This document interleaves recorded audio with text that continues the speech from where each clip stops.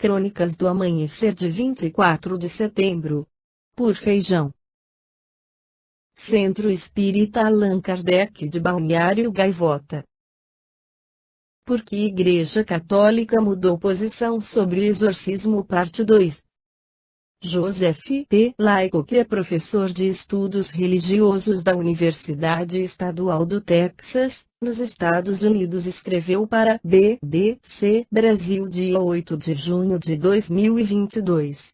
Em setembro de 2021, uma criança com 3 anos de idade foi morta durante uma sessão de exorcismo em uma pequena igreja pentecostal em San José, na Califórnia, Estados Unidos. Alguém supostamente apertou a garganta da criança e manteve sua cabeça abaixada durante a cerimônia, o que provavelmente asfixiou. Em maio de 2022, 3 familiares da vítima foram acusados de crime de abuso infantil. O grupo católico ultraconservador brasileiro que está em conflito com o Vaticano. Diversas mortes famosas ocorreram em rituais de exorcismo no passado. Em 1976, a alemã Elise Michel morreu de desidratação e desnutrição depois de cerca de 10 meses de exorcismos católicos. E, em 2005, a freira ortodoxa romena Maricica Irina Cornici morreu na ambulância depois de uma sessão de exorcismo na qual ela foi acorrentada a uma cruz. O exorcismo é praticado na maior parte das culturas do planeta, mas, no imaginário ocidental, ele é mais associado ao catolicismo. Essa associação vem sendo um ativo ou um passivo da Igreja, ao longo de diversos períodos da história. Na maior parte do século XX, o exorcismo foi incrivelmente raro nas nações ocidentais e, muitas vezes, observado com constrangimento pelas autoridades católicas. Nos dias atuais, a Igreja Católica alterou completamente sua posição sobre a discussão do exorcismo. Muitos católicos conservadores adoraram o exorcista. Os tradicionalistas, católicos conservadores que questionaram as reformas do Concílio Vaticano II, capitalizaram essa nova procura por exorcismo, defendendo que a modernização havia deixado os católicos vulneráveis a ataques demoníacos. E a Igreja Católica também enfrentava concorrência.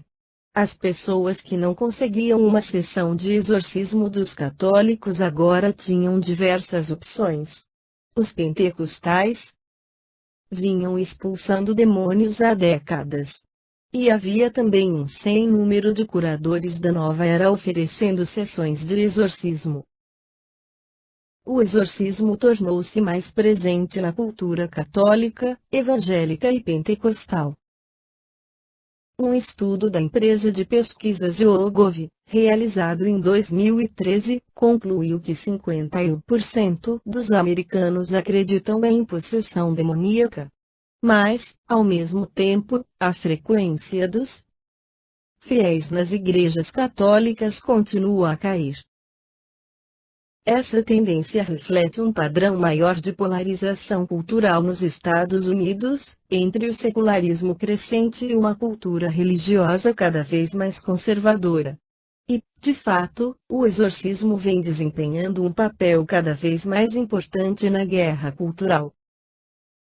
Em 2018, um padre de Chicago, nos Estados Unidos, foi afastado do cargo pelo seu bispo por fazer uma oração exorcista enquanto queimava uma bandeira do arco-íris, símbolo do movimento Ugbikia.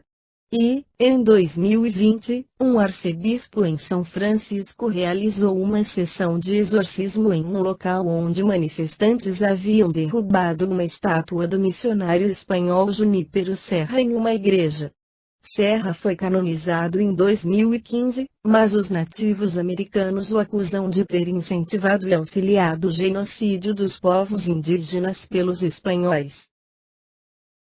Enquanto essas tendências continuarem, será difícil dizer por quanto tempo figuras como o Papa Francisco conseguirão manter o comando.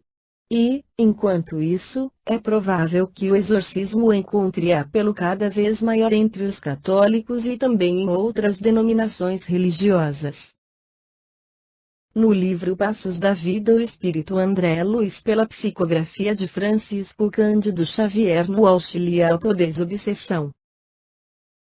Se você já pode dominar a intemperança mental, se esquece os próprios constrangimentos, a fim de cultivar o prazer de servir, se sabe escutar o comentário infeliz, sem passá-lo adiante, se vence a indisposição contra o estudo e continua, tanto quanto possível, em contato com a leitura construtiva, se ouvida mágoa sinceramente, mantendo um espírito compreensivo e cordial, à frente dos ofensores.